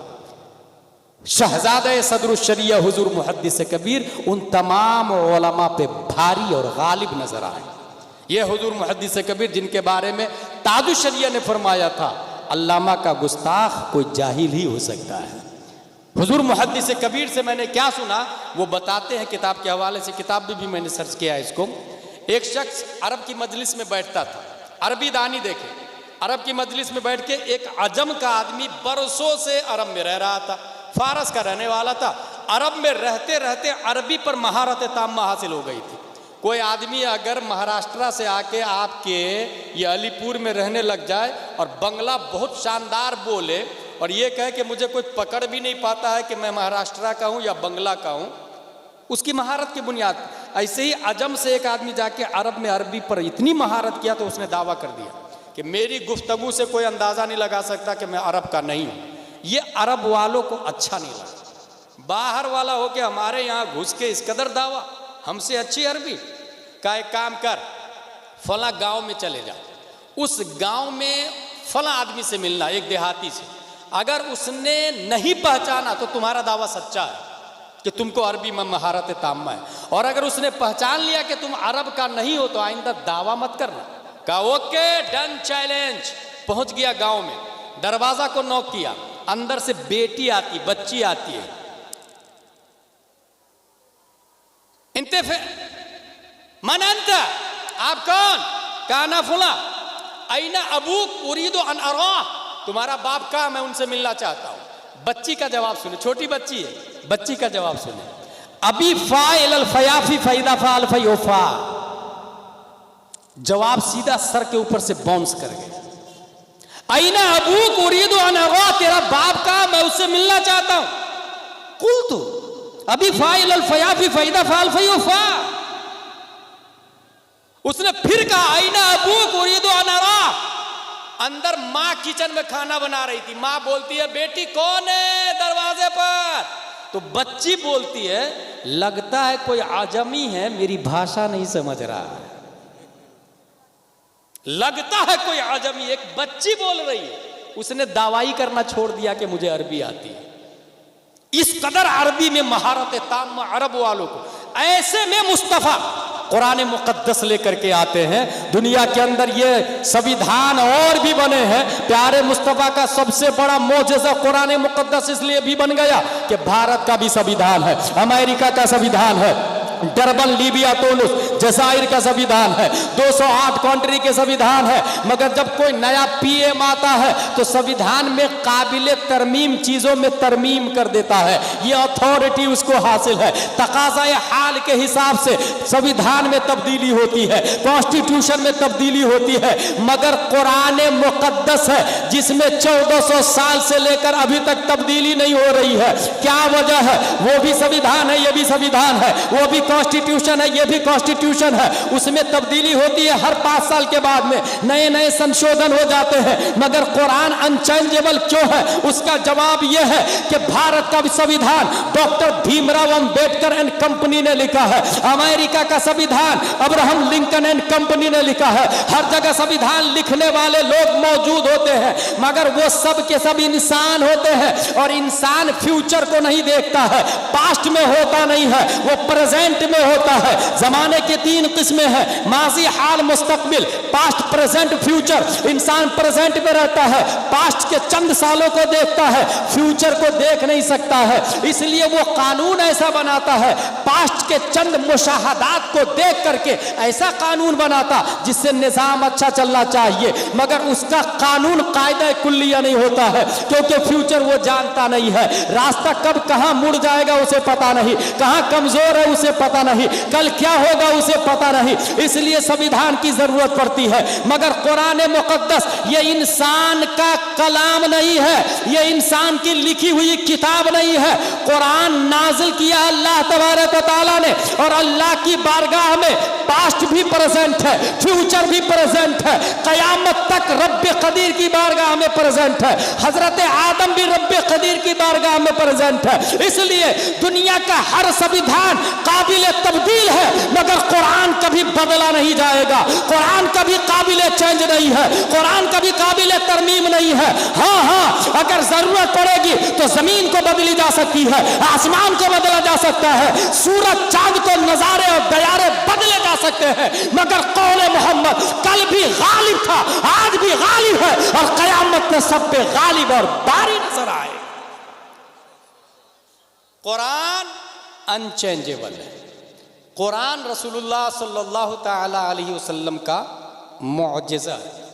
अच्छा, अब कुरान मुकद्दस का एजाज आपने सुना तो कुरान के हुकूक भी सुन ले। कुरान मुकद्दस हमारे सामने है। अच्छा, हमारे इमाम साहब तकरीर करते हैं कुरान में सब कुछ है कि नहीं है? सब लोग कहते हैं हाँ हाँ हाँ, कुरान में सब कुछ। हर सवाल का जवाब है कि नहीं कुरान में? कुरान खुद बोलता मा फर्रतना फिल किताबि मिन शै, मैंने कुरान में किसी चीज़ को नहीं छोड़ा। कुरान खुद बोलता माले हादल किताब ला युगादिरु सगीरतन वला कबीरतन इल्ला यहसाहा। कुरान को क्या हो गया, न छोटी चीज को छोड़ती है, न बड़ी चीज को छोड़ती है। क्या हो गया कुरान को? नज़लना अलैकल किताब तिब्यानन लिकुल्लि शै, हर चीज का रोशन बयान कुरान मुकद्दस के अंदर। मगर उसके बावजूद ये मालदा वाले, ये बंगाल वाले जब भाई भाई से लड़ते हैं तो कुरान के पास आने की बजाय कोर्ट में क्यों चले जाते हैं? That's reason, that's weak point. यहीं से हमारी कमजोरियां समझ में आती है। हमने कुरान को समझा ही नहीं है, तो समझदार के पास जा रहे हैं ना, संविधान जो जानता है उनके पास जा रहे हैं। तो इस्लामिक संविधान से बेहतर कोई संविधान नहीं हो सकता है। तो कुरान शरीफ और अहले कुरान, अहले इल्म की बारगाह में जाना चाहिए। ये जो तबाही जो आ रही है ना, उसके जिम्मेदार हम हैं। एक भाई भाई से लड़ता है तो केस कर देता है और बरसों केस चलता रहता है। मियाँ बीवी में इख्तिलाफ हुआ, अच्छा तूने मुझे तलाक दिया, अब भी तुझे मजा चखाती हूँ, कोर्ट कर दी, केस कर दिया। क्या हो गया भाई? आपकी जिंदगी कौन सी आबाद हो गई अपने शौहर को जेल भेज करके? आपने कौन सा कमाल दिखा दिया भाई? इस्लाम तो ये बोलता है कि अगर इख्तिलाफ हो, वइन खिफ्तु शिकाक बैनहुमा फबअतू हकमन मिन अहलिही व हकमन मिन अहलिहा। एक शौहर की तरफ से, एक बीवी की तरफ से जिम्मेदार आदमी, और वो बैठ के शरीयत के दायरे में फैसला करे। जो भी लड़की और औरत तलाक के बाद में पैसे का डिमांड करती है, वो लड़की फर्मा बरदार बीवी न थी, न है, न होगी। ये लिविंग रिलेशनशिप का नजरिया है, ये अमेरिका का कॉन्सेप्ट है, ये वेस्टर्न कंट्री का नजरिया है। पैसे लो, शौहर बदलो, इंजॉय करो, कोई पूछने वाला नहीं, गवर्नमेंट आपको फुल फैसिलिटी देगी। कुत्ता बिल्ली से शादी करे ना, गवर्नमेंट कुछ नहीं बोलेगी आप, मगर कुछ तो इंसानियत होनी चाहिए ना। इंसानियत की हिफाजत कौन करेगा? सिवाय प्यारे मुस्तफ़ा के इंसानियत की हिफाजत के जिम्मेदार कोई नहीं है। हमारे नबी है। मैं आपको छोटी छोटी कुछ बातें बताता हूं जिसको आप शौक लगेगा। इंसान और जानवर में क्या फर्क है? दोनों नंगे पैदा होते हैं। इंसान भी नंगा पैदा होता, जानवर भी नंगा पैदा होता है। बड़ा होके जो कपड़ा न पहने वो जानवर है, जो कपड़ा पहन ले वो इंसान है। सही बोल रहा हूं ना? इसका मतलब जो कम कपड़ा पहनता है वो जानवर है, और जो अपनी बेटी को स्कर्ट पहना के स्कूल भेजता है वो बाप भी जानवर और बेटी भी जानवर है। गैरत मर चुकी, एहसासे नदामत का शैतान ने बरसों पहले जनाजा निकाल दिया। मकरूह को वो मुस्तहब समझ रहे हैं और मुस्तहब को मकरूह समझ रहे हैं। मेयारे हक को बातिल ही खत्म हो चुका है। भाई लोग जो अच्छे कहेंगे वो हम अच्छे तब अच्छे होंगे, ये किसने कह दिया? लोगों के ज़हनो फिक्र की बुनियाद पर सेहत व गलत का मदार नहीं होता। मैं यहीं पर एक और बात बता, हम लोग मां से निकाह नहीं करते। क्यों नहीं करते भाई? इसलिए नहीं करते कि कुरान ने मना किया, या इसलिए नहीं करते कि लोग नहीं करते? अगर आपने कहा लोग नहीं करते इसलिए नहीं करते तो यह दलील ही गलत है, क्योंकि इस्लाम का सिस्टम लोगों के हिसाब से नहीं चलता, कुरान के हिसाब से चलता है, हदीस के हिसाब से चलता है, बुखारी और मुस्लिम के हिसाब से चलता है। अब आप कहेंगे कि नहीं कुरान में आया माँ से निकाह नहीं करना चाहिए, बहन से निकाह नहीं करना चाहिए, बेटी से निकाह नहीं करना चाहिए, हुर्रिमत अलैकुम उम्महातुकुम व बनातुकुम व अख़वातुकुम। ओके, जब कुरान में आया माँ बहन बेटी से निकाह हराम है तो यही कुरान बोलता है झूठ बोलना भी हराम है, लानतुल्लाहि अलल कादिबीन। यही कुरान बोलता है माले हराम खाना भी हराम है, ला ताकुलू अम्वालकुम बैनकुम बिल बातिल। यही कुरान बोलता है भाई की गीबत करना मुर्दार खाने की तरह, अताकुलून लहमा अखी मैतन फकरिहतुमूह। यही कुरान बोलता है इतरा कर चलना हराम है, वला तमशी फिल अर्दि मराहा। यही कुरान बोलता है नमाज छोड़ना हराम है, फवैलुल लिल मुसल्लीन अल्लज़ीना हुम अन सलातिहिम साहून। तो माँ बहन से निकाह नहीं कर रहे इसलिए कि कुरान ने बोला, और ये हराम शराब, जुआ और बेनमाजी और गाली गुलूच, ये क्यों? ये भी तो हराम है, ये भी तो कुरान में आया। इसका मतलब बाज को मानते हैं, बाज को नहीं मानते हैं। या फिर रस्मों रिवाज के हिसाब से चलते हैं, कुरान के हिसाब से नहीं चलते। यही वजह है कि कुछ लोग अपनी साली से निकाह कर लेते हैं, माज़ल्लाह या रब्बिल आलमीन, साली से। जबकि जो ही साली से निकाह किया तो जो पहली घरवाली थी वो भी हराम हो गई। हराम हराम अशद हराम, दोनों के रहते हुए एक भी जायज नहीं है उसके लिए। ये कौन समझेगा? ये कॉन्स्टिट्यूशन बताएगा आपको, ये संविधान बताएगा आपको? कुछ तो सोचे भाई। पैदा हुए हम मुस्लिम है, इस हिसाब से जिंदगी गुजार रहे हैं। जरा स्पिरिचुअल ऑफ इस्लाम लाइफ को कैसे गुजारना चाहिए, किस हिसाब से गुजारना चाहिए, ये हमारी जिम्मेदारी थी। जानवर भी पानी पीता, इंसान भी पानी पीता है। पाक और नापाक की तमीज किए बगैर कहीं भी खड़े खड़े शुरू हो जाए पानी पीना, उसे जानवर कहते हैं। और जो नापाक को लात मार के पाक पानी बैठकर 3 सांस में टोपी पहन के पिए, उसे हजरत इंसान कहा जाता है। कितना माइनर फर्क है, देख रहे हैं? भूख दोनों को लगती है। कुत्ता बिल्ली छछुंदर भी खाना खाते, इंसान भी खाना खाते। हलाल और हराम की तमीज किए बगैर खाता है वो कुत्ता, और जो हराम को छोड़कर सिर्फ हलाल खाता है उसे हजरत इंसान कहा जाता है। पेशाब दोनों करते, खड़े खड़े कहीं भी शुरू हो जाए वो जानवर है, और जो बैठकर पेशाब के बाद पानी लेता है उसे हजरत इंसान कहा जाता है। समझने वाली बात है। एक लकीर है बारीक सी, इधर गए तो जानवर, इधर गए तो इंसान, और मोस्टली इंसान इधर ही है, और उसे शऊर भी नहीं। वो बोल रहा मैं इंसान हूं। किसने बोला इंसान है आप? कुरान तो ये बोलता उलाइका कल अनआम बल हुम अदल, वो जानवर से बदतर, जानवर नहीं बल्कि जानवर से बदतर कुरान बोलता है। इसी तरीके से एक और फलसफा बता दूं आपको। बात चूंकि हुजूर सल्लल्लाहु अलैहि वसल्लम और कुरान की चल रही, जिंदगी किसको कहते हैं? जिंदा कौन है यहाँ पर? जितने लोग बैठे हैं यहाँ पर सब जिंदा है, यही कहेंगे आपने? मैं नहीं मानता, क्योंकि यहां रूह बाकी है, लेकिन रूह की बका ये जिंदगी का दलील नहीं है।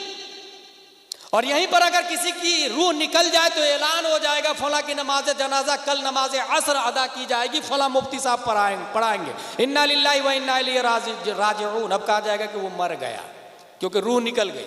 यही सोचते ना, ये रस्म है। स्पिरिचुअल ऑफ इस्लाम ये नहीं है, स्पिरिचुअल ऑफ ह्यूमन ये नहीं है। इसकी दलील हमारे पास हुजूर सल्लल्लाहु तआला अलैहि वसल्लम अबू जहल को कह रहे हैं, अबू जहल मैं अल्लाह का रसूल, कलमा पढ़। नहीं पढ़ूंगा मैं, तू जादूगर है माज़ल्लाह रब्बिल आलमीन। फिर समझाया। जिब्रील अलैहिस्सलाम आए, या रसूल अल्लाह ये मुर्दा है, शुड बी नोट है, अब मन का ना मैता, ये मुर्दा। अबू जहल के बदन में रूह बाकी है। Abu Jahl is walking, Islam said he is dead. Abu Jahl his eyes are watching, Islam said he is dead. His hands are catching, Islam said he is dead. His feet are walking, Islam said he is dead. His heart is beating, Islam said he is dead. बीवी बच्चे वाला है, रूह बाकी है, मगर इस्लाम बोलना कि ये मुर्दा है। इसका मतलब क्या हुआ?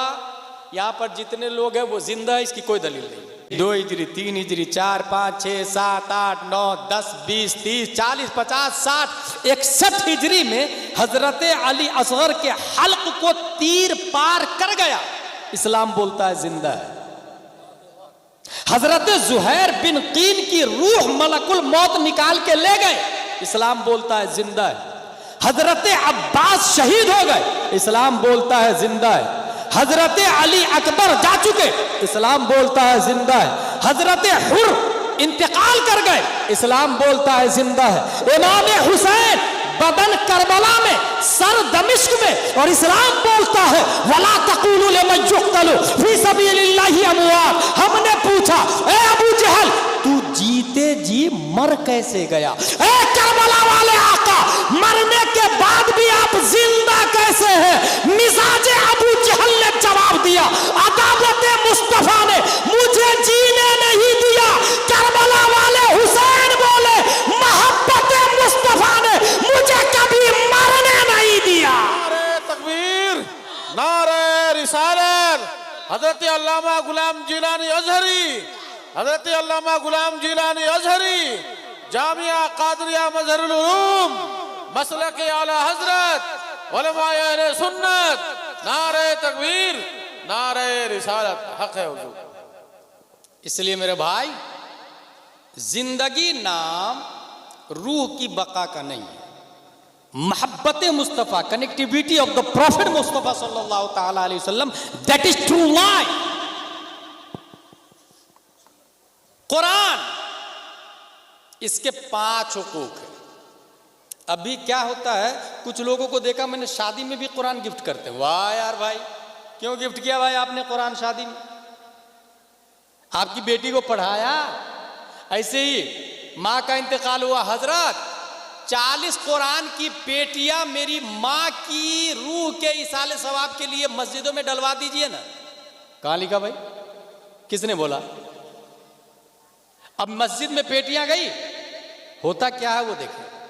एक मस्जिद में जब पेटी गई तो आप कितने दिन पेटी को जाके पढ़े? दूसरे की पेटी, पेटियां तो रखी रहती है मस्जिद में, पारे रखे रहते हैं मस्जिद में, आप कितने दिन जाके पढ़े?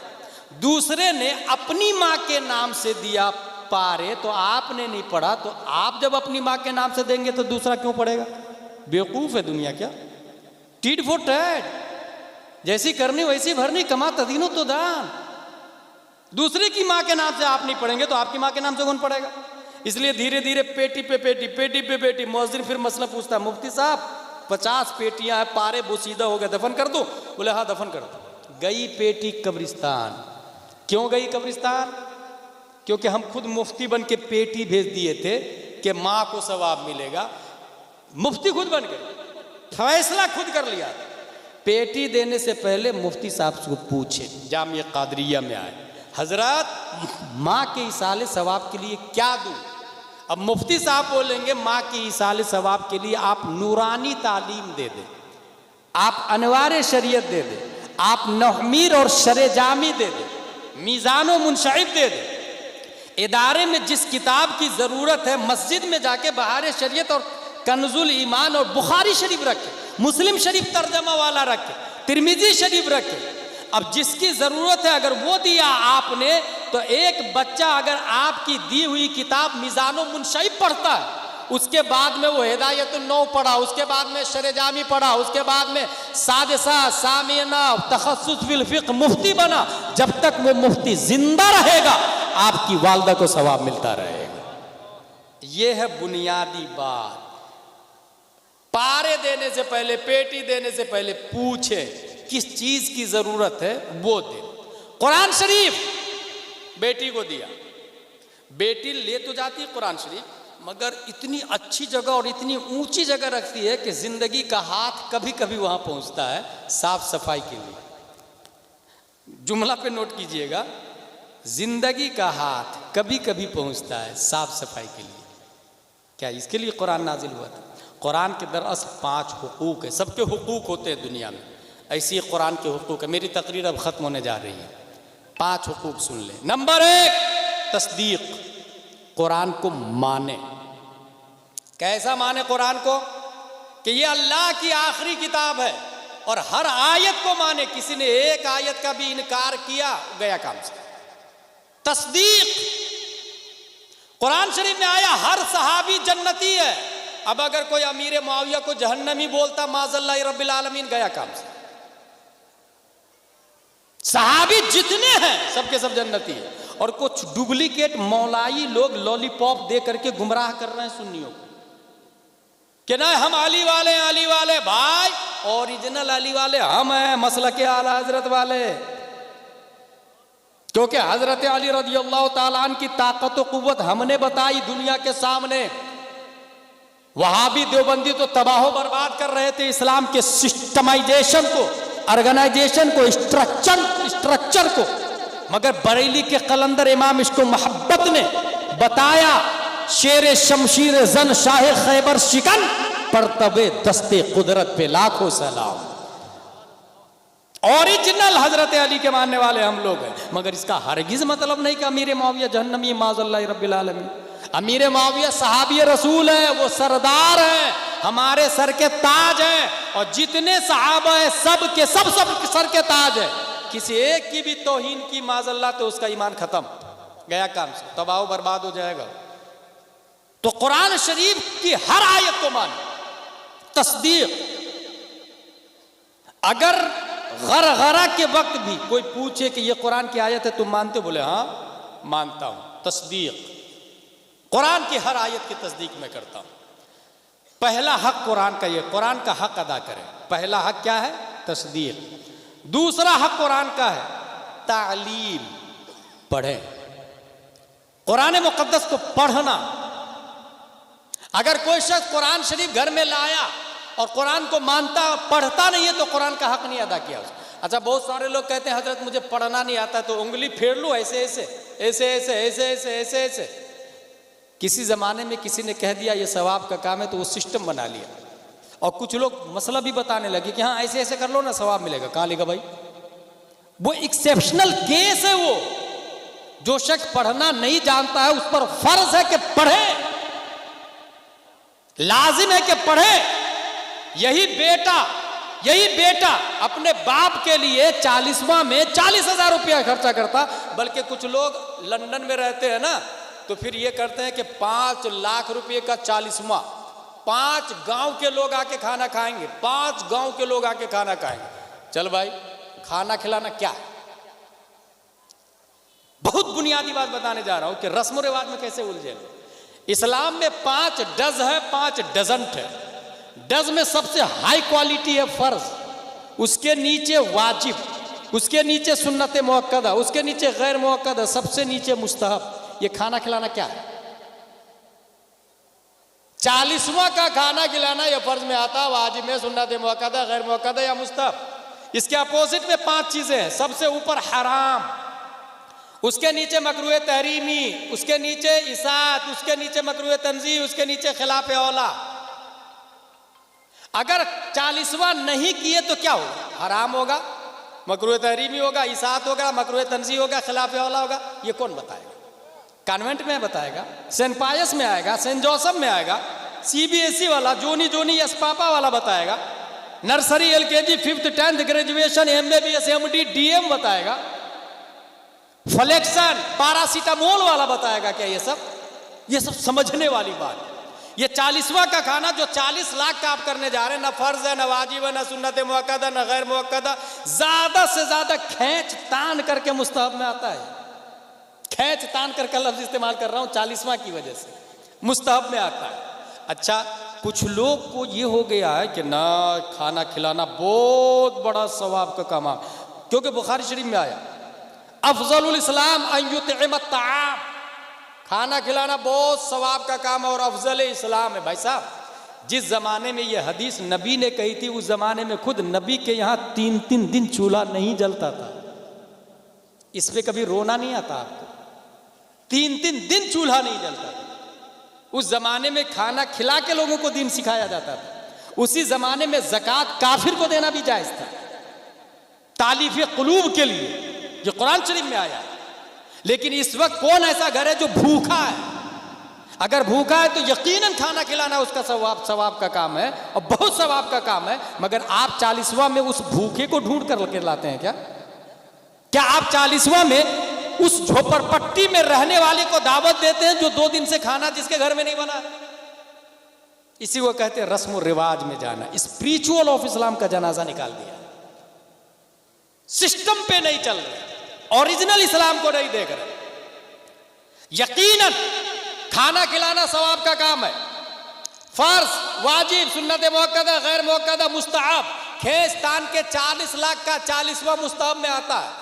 मैं उन 40वां करने वाले बेटे से कहूंगा कि अगर थोड़ी बहुत भी इस्लाम की सूझबूझ है तो बाप को मरने से पहले 40वां, बाप का 40वां मरने से पहले, और अच्छा 40वां जो मुस्तहब भी नहीं होगा बल्कि सुन्नत से भी ऊपर, मुअक्कदा से भी ऊपर, वाजिब से भी ऊपर, फर्ज तरीके से 40वां करो।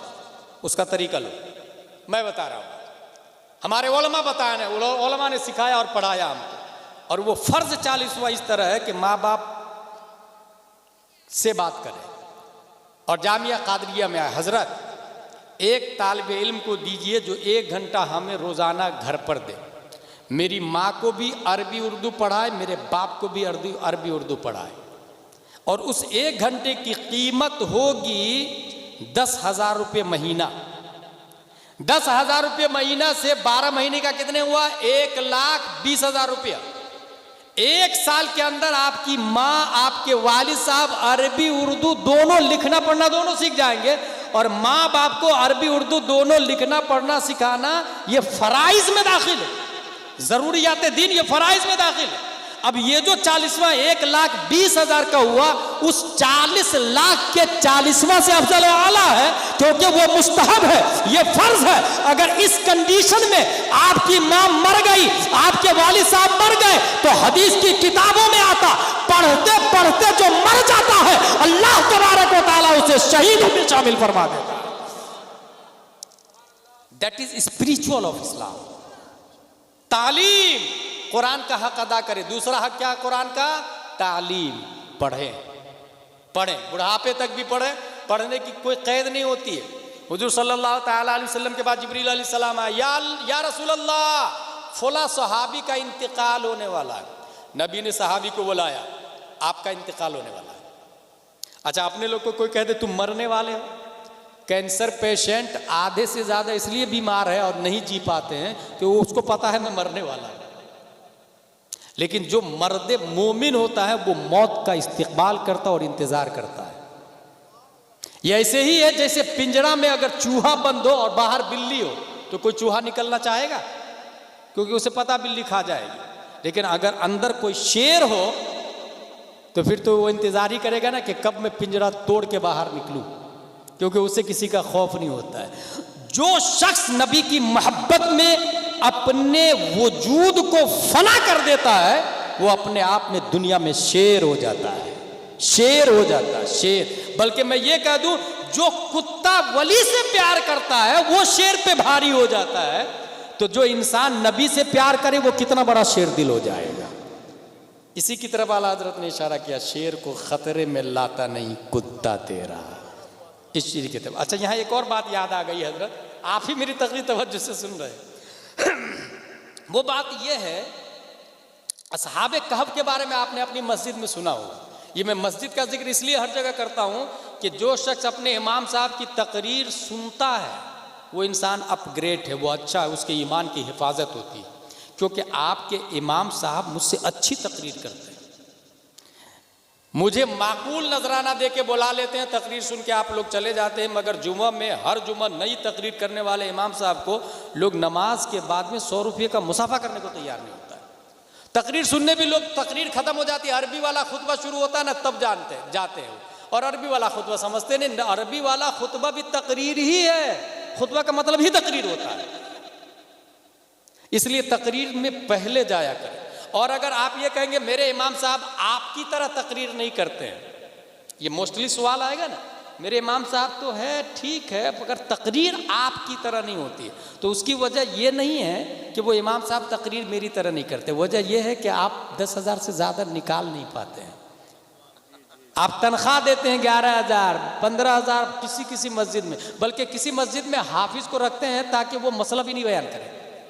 क्योंकि मसला बयान करेंगे तो ये कहेंगे शराब पीना हराम है, और मुतवल्ली का कारोबार ही शराब का है, सिक्योरिटी का कारोबार ही जुआ का है, सट्टा का है, हराम खोरी और हरामकारी का कारोबार है। इसलिए मौलाना को रखना ही नहीं, हाफिज को रखना। भाई साहब, आईना न देखने से चेहरे का दाग खत्म नहीं होता है, आईना ना देखने से चेहरे का दाग नहीं खत्म होता है। इसलिए मैं ये कहता हूं कि अगर मस्जिद आपने 50 करोड़ की बनाई है, ये भी हो रहा है, मुझे एक मस्जिद बनानी है, मस्जिद का नाम है आला हजरत मस्जिद, कौन देगा पैसा? हजरत, मेरी तरफ से पूरी मस्जिद की ईंट, ओके, हाजी खालिद साहब पूरी मस्जिद की ईंट। हजरत, मेरी तरफ से पूरा सरिया, ओके, नेक्स्ट नेक्स्ट नेक्स्ट। चंद सालों में 5 करोड़ की मस्जिद तैयार हो गई। अब बारी आ रही है कि भाई इमाम साहब गुलाम जिलानी अजहरी से भी अच्छा आलिम रखना है। तनख्वाह होगी 25,000 रुपये महीना, 12 लोग खड़े हो जाए और 12 लोग, साल में एक बार नंबर आएगा, साल में एक बार नारा लगा दे। हजरत आ रहे हैं तो नारे तकबीर, नारे रिसालत, नारे रिसालत। हजरत अल्लामा जमाल अनवर साहब किबला, नारे तकबीर, नारे रिसालत। मेरे भाई, 5 करोड़ की मस्जिद चंद सालों में तैयार है। गुलाम जिलानी अजहरी से अच्छा आलिम लाना है, 25,000 रुपये तनख्वाह, 12 लोग खड़े हो जाए मजमा में से, साल में एक बार नंबर आएगा। और वही 12 लोग खड़े होंगे जिनका मंथली इनकम 2 लाख 3 लाख रुपए का। अब ये बताइए 2 लाख इनकम मंथली हो, एक साल में 25,000 रुपया कोई भारी है उसके लिए? मगर 12 लोग नहीं खड़े होंगे। मस्जिद के लिए पूरी सीमेंट मेरी तरफ से, पूरी ईंट मेरी तरफ से, पूरा सरिया मेरी तरफ से। ये किसने बता दिया भाई मस्जिद बनाना सवाब का काम? कहाँ लिखा? किस किताब में लिखा? जहाँ ये लिखा है मम बना लिल्लाहि मस्जिदन बनल्लाहु बैतन फिल जन्नह हो कमा काल, वहीं ये भी लिखा है मल्लम यारिफ हक़्क़ल आलिमिना फहुव लैसा मिन्ना। शेख सादी फरमाते आलिम रा जर बेदे ता बिस्यार खानदान। और यहां पर यह बात है कि आलिम के लिए कोई तैयार नहीं हुआ। अब नाजरा खां ही रहेगा तो तकरीर अच्छी कहां से होगी? दूसरी बात, आप जाके जो 5 करोड़ की मस्जिद बनाए हैं उस मस्जिद की दीवार से कहिए भाई साहब, भाई दीवार साहब, इस्लाम की बुनियाद कितनी चीजों पर है? क्या वो दीवार बताएगी सरिया सीमेंट पत्थर ईंट लगी हुई है उसके अंदर? क्या वो दीवार बोलेगी इस्लाम की बुनियाद 5 चीजों पर है? तौहीद, नमाज, रोजा, ज़कात, हज? नहीं। मिंबर साहब आप तो मकराना से तशरीफ लाए हैं, आपकी कीमत तो 4 लाख रुपये है। आप बताइए ना, सबसे बड़े सहाबी हजरत अबू बकर है या हजरत अली? क्या वो मिंबर बोलेगा सबसे बड़े सहाबी हजरत अबू बकर? नहीं। झूमर नहीं, दरवाजा नहीं। पता ये चला 5 करोड़ की मस्जिद है, साइलेंट है, उससे जहालत का खात्मा नहीं होने वाला। अलीपुर की इलिटरेसी मस्जिद से नहीं खत्म होगी, इमाम से खत्म होगी। क्योंकि मस्जिद साइलेंट है, वायलेंट इमाम है। मस्जिद साकित है, नातिक इमाम है। मस्जिद खामोश है, बोलता इमाम है। दुनिया के अंदर इनकलाब मस्जिद नबवी से नहीं, इमामुल अंबिया से आया है। मस्जिद अगर 5 करोड़ की हो, जहालत अपनी जगह बाकी होगी। और अगर मस्जिद खजूर की शाख, तना और पत्तों से बनी हुई हो और इमामुल अंबिया हो, तो मुक्तदी अबू बकर पैदा होते हैं, तलहा जुबैर और हंज़ला पैदा। कुछ बुनियादी बात बता के जा रहा हूं जो काबिले यूजफुल है। इतने सारे लोग खाना खा रहे थे, मैंने देखा और खा के चले गए। मेरे भाई, जलसा का वजूद खाना खाने के लिए हुआ है। कभी आपने सोचा है? ये उलमा है जो आपको खाने के बहाने से दीन सिखाना चाह रहे हैं। दीन का दर्द है इनको। अगर आज उलमा ना होते तो दीन कब से खत्म हो चुका होता। शायद आपको टर्की की बात नहीं मालूम या स्पेन की हालत नहीं मालूम। 800 साल तक स्पेन एक तकरीर की वजह से 800 साल तक इस्लाम का झंडा लहराया है स्पेन की छाती पर। गौर कीजिएगा, एक आलिम की वजह से स्पेन की छाती पर 800 साल तक इस्लाम की हुकूमत थी। और वो आलिम ने देखा कि 7,000 का मजमा है जलसा के अंदर। एक तकरीर की और 3 लाइन की तकरीर है।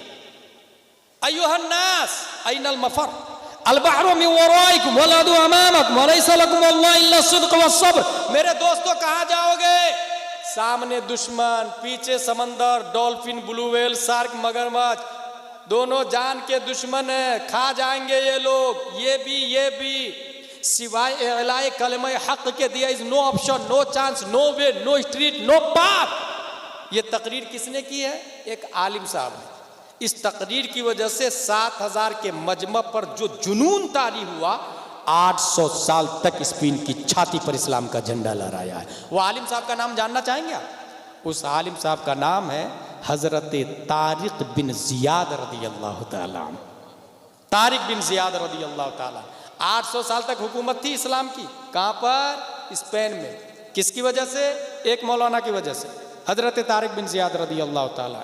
मगर यही स्पेन को जब ख़त्म करना चाहा तो 50,000 से ज़्यादा उलमा को कश्ती पे बैठा के गरकाब कर दिया, मार डाला। इस्लाम का ख़त्म हो गया। आज स्पेन में इस्लाम का नामो निशान नहीं है। इसलिए अपने उलमा को पहचाने, इल्म हासिल करें। कुरान का दूसरा हक तालीम है। पहला हक क्या बताया मैंने? तस्दीक। दूसरा तालीम, तीसरा तरतील, चौथा तामील और 5वां तबलीग। ये 5 हुकूक है कुरान को। तरतील, कुरान का तीसरा हक तरतील, सही सही पढ़े। सिफात लाजिमा, तजवीदुल हुरूफ और मारिफतुल वुकूफ। काफ, गोल, जा, जीम, बीच जुबान तालु से मिलकर जीम शीन या अदा होती है। अगर आप जीम की जगह जा पढ़ेंगे या जा की जगह जीम पढ़ेंगे, इसको कुरान पढ़ना नहीं कहते। आपने कुरान का हक नहीं अदा किया। और ये जो औरतों से जो लोग पढ़ते हैं ना घर में, कुछ लोग बहुत स्मार्ट होते हैं, वो जो गांव की बाई होती है ना, उसको बुला लेते हैं 50 रुपये में। 50 रुपये में आप आके मेरे बच्चे को पढ़ा दीजिए। अब वो 50 रुपये में आके पढ़ाएगी तो वो ऐन को औ ही बोलेगी ना, हा को हा ही बोलेगी ना, वो कौफ को काफी पढ़ाएगी ना। वो पढ़ने की बजाय हरामकारी कर रहे हैं आप, कुरान शरीफ गलत पढ़ रहे हैं आप, और वो पढ़ा गलत रही है वो आप। और हर चीज में क्वालिटी नजर आती है, ब्रांडेड नजर आता है, दीन सस्ता वाला चाहिए। नतीजे तो जो हालत है आपकी निगाहों के सामने में, मोस्टली लोग कुरान शरीफ पढ़ना जानते हैं, उसमें 50% से ज्यादा लोग को कुरान शरीफ ढंग से पढ़ना नहीं आता। जर जुबान तालू से मिलकर कौफ अदा होता है, दोनों होठ मिलाकर बा मीम कुछ खुला रहकर वाव अदा होता है। कौन बताएगा? ये बाई बताएगी 50 रुपये वाली। इसलिए समझे जरा, सिस्टम को समझे। अच्छा, मैं खंडवा की बात कर रहा हूं, चूंकि मैं खंडवा में बहुत साल रहा हूं और तकरीबन पूरे भारत का वही हाल है, इसलिए मैं फिर एक बात बताऊं। मुझे एक आदमी बुलाया, हजरत मेरी माँ का तीजा है तो जरा फातिहा करने के लिए आ जाइए ना। मैं गया, फातिहा करने गया तो उसने एक लिस्ट दिया, उसमें लिखा था 40 कुरान, 5 लाख कलेमे, 10,000 सूरह यासीन। मैंने कहा भाई ये किसने पढ़ा? बोले वो मैं खरीद के लाया। अबे ये खरीदा हुआ तो बख्शवारा, ला हौला वला कुव्वत। कितने में खरीदा? बोले 250 में खरीदा। मैंने कहा जिसने बेचा उसने पढ़ा कब? वो जिंदगी भर तो बेच रहा, तो पढ़ेगा कब वो? और जब पढ़ेगा तो अपने लिए पढ़ेगा कि तेरे लिए पढ़ेगा? और एक कुरान शरीफ पढ़ने में इतना टाइम लगता है, वो 40 कुरान तेरे को 250 में दे दिया। मैंने कहा मैं तो इसको नहीं बख्शूंगा, मैं 4 बार चारों कुल पढ़ूंगा, 3 बार कुल अल्लाह पढ़ूंगा और उसी को बख्शूंगा। और वो सच है, और उस सच पर हमारा अल्लाह कादिर है कि तुम्हारी माँ को जन्नत अता फरमा दे। मगर ये झूठ मैं नहीं करूंगा। मैंने पेपर वापस कर दिया। वो भी बहुत बड़ा बेईमान था, फातिहा नहीं करवाया मुझसे। बोले दूसरा मौलाना लाऊंगा, लाया दूसरा मौलाना। ये हंसने वाली नहीं, रोने वाली बात। जुर्म को जो फरोग दे रहे हैं ना हम लोग, ये रोने वाली बात। दूसरा मौलाना लाया, उसको फातिहा के बदले भी 250 दिया, और वो 250 वाला 40 कुरान भी बख्श दिया उसने। भाई दुनिया को बेवकूफ बना सकते, कोई अल्लाह को बेवकूफ बना सकता क्या? अल्लाह नहीं जानता है कि ये 40 कुरान जो लिखा हुआ है वो सिर्फ लिखा हुआ है, पढ़ा हुआ नहीं है। ये रस्म रिवाज इसी को कहते हैं। इसलिए सही सही पढ़ना ये जरूरी है, और जितने पढ़े उतने ही बख्शे। अच्छा, कुछ लोग एडवांस में भी बख्शवा लेते हैं। 15 पारे पढ़ लिए, 15 पढ़ने वाला हूं, बख्श दीजिए पूरा कुरान। वाह यार, कल जिंदा रहोगे कि नहीं पता है नहीं, और पूरा कुरान बख्शवा दिया। ये बहुत फैक्ट पे तकरीर करने जा रहा हूं मैं, जो हालात है हमारी निगाहों के सामने वो बताने जा रहा हूं। इसलिए कुरान के 5 हुकूक है, तस्दीक, तालीम, तरतीब, और चौथा हुकूक है तामीन। लिमा तक़ूलून मा ला तफ़अलून, अमल करना। कुरान शरीफ में जो आया है उसे अमल करना। इल्म चंदा के बेशतर खानी, चू अमल दर तू नीस्त नादानी, न मुहक्किक बुअद न दानिशमंद, के 4 पाई बरू किताबे चंद, आ तही मगजरा चे इल्मो खबर, के बरू हेजू मस्त या दफ्तर।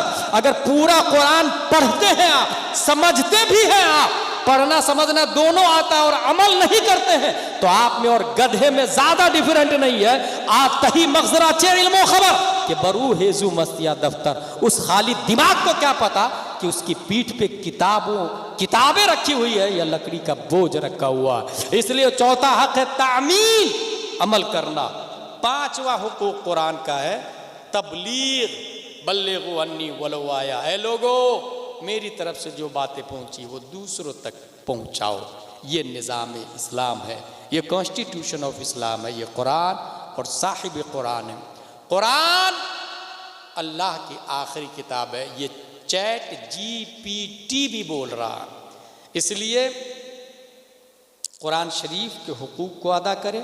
कुरान के बाद ये बुखारी शरीफ है, पूरी दुनिया में सबसे अफजल वाला किताब बुखारी शरीफ है।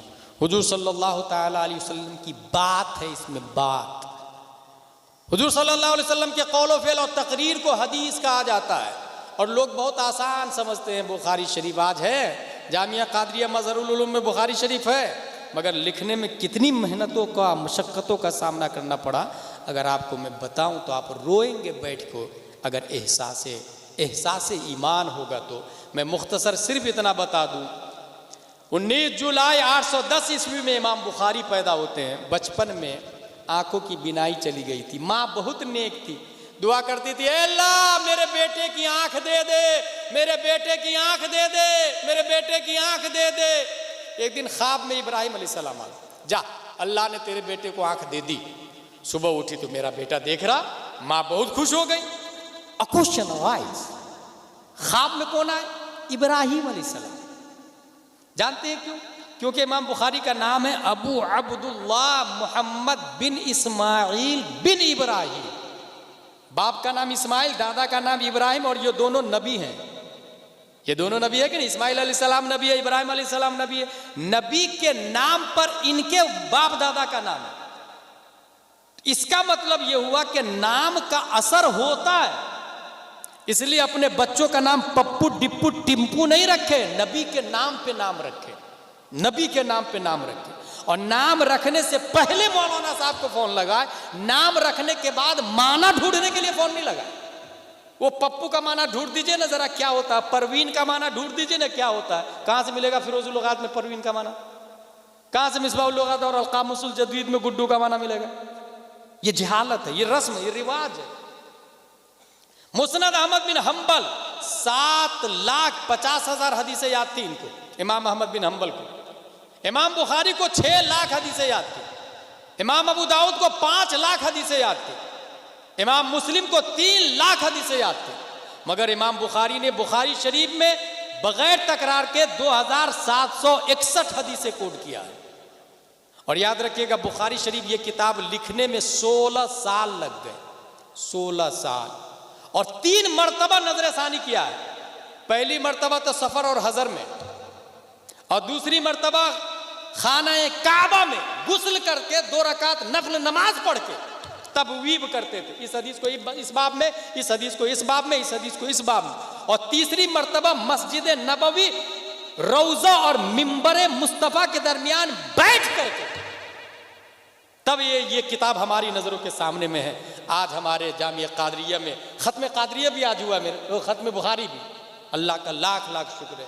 ये बुखारी शरीफ की एक हदीस शरीफ बता दूं मैं आपको, वो हमारे उलमा के बारे में है। अन अबी हुरैरा रज़ियल्लाहु अन्हु नबी सल्लल्लाहु अलैहि वसल्लम क़ाल कानत बनु इस्राईल तस्तुसुहुमुल अंबिया कुल्लमा हलका नबिय्युन खलफहु नबिय्युन व इन्नहु ला नबिय्य बअदी व सयकूनु खलफा फयक्तुरून क़ालू फमादा तअमुरुना या रसूलल्लाह क़ाल फू बिबैअतिल अव्वल फल अव्वल। ये हदीस शरीफ। इस हदीस शरीफ का मतलब ये है कि माजी में नबी के बाद दूसरे नबी आते थे, मगर हमारे नबी के बाद कोई नबी नहीं आए। फिर क्या होगा भाई, दीन का निज़ाम कैसे चलेगा? फरमाया हमारे नाइब होंगे, हमारे खुलफा होंगे, और अल उलमा वरसतुल अंबिया होंगे। फिर क्या करना है? बोले जिससे मुरीद होना, जिससे बैत होना, जिस आलिम दीन से। मैं आलिम दीन इसलिए बोल रहा हूँ कि जो आलिम नहीं है वो पीर हो ही नहीं सकता। वो लॉलीपॉप दे रहा, फिर झुनझुना बेच रहा है वो आप लोगों के साथ में। आप पीर होने के लिए आलिम होना जरूरी है। तो वो खलीफा जो आलिम है, अगर बैत हो जाए तो उनकी फरमा बरदारी मजबूती से करे, मजबूती से करे। यह हदीस तीसरी बार जब इसको तबवीब नजरसानी की गई, कहाँ लिखा गया? मस्जिद नबवी रोज़ा मुस्तफ़ा और मिंबर मुस्तफ़ा के बीच में बैठ के।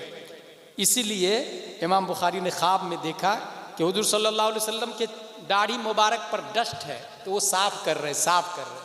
ताबीर पूछा तो बताया कि सही और गलत हदीस में, ज़ईफ और मौजू हदीस के साथ साथ मौजू हदीसों से आपने सही हदीस को अलग किया है। ये चेहरे मुस्तफ़ा को निखारने से ताबीर किया है। ये निखारना है चेहरे मुस्तफ़ा को। कौन सी जगह पर लिखी गई? आखिरी बार नजरसानी फिर से सुन ले एक बार। इस बुखारी शरीफ पर हमारा ईमान है। रोज़े मुस्तफ़ा और मिंबर मुस्तफ़ा के बीच में ये जगह कौन सी है जानते हैं? अभी एक देवबंदी है पाक का, वो मरदूद ये बोलता है माज़ल्लाहि रब्बिल आलमीन हुजूर सल्लल्लाहु ताला अलैहि वसल्लम अज़वाज मुतहरात से मुलाकात करते हैं। ये सुन्नियों ने ऐसा लिख दिया है। देखिए कितनी गंदी बात लिखा सुन्नियों ने, माज़ल्लाहि रब्बिल आलमीन। कौन बोल रहा है ये? वहाबी देवबंदी बोला, भोपाल वाला बोला, ये दिल्ली वाला बोला, ये सहारनपुर वाला, नदवा वाला, देवबंद वाला, थाना भवन वाला बोल रहा। कि नबी अज़वाज मुतहरात से मुलाकात करते हैं। देखो कितनी गंदी बात लिख दिया माज़ल्लाहि रब्बिल आलमीन। अब इस अक़ीदों को साफ करने के लिए मैं एक बात बता के वमा अलैना इल्लल बलाग, वो ये है कि आप लोग बताइए, हम लोग मरते हैं तो हमारी बीवी दूसरे से शादी कर सकती कि नहीं कर सकती? फिर से सुने सवाल, हम लोग मरते हैं तो हमारी बीवी दूसरे से शादी कर सकती कि नहीं कर सकती? कर सकती। क्यों कर सकती?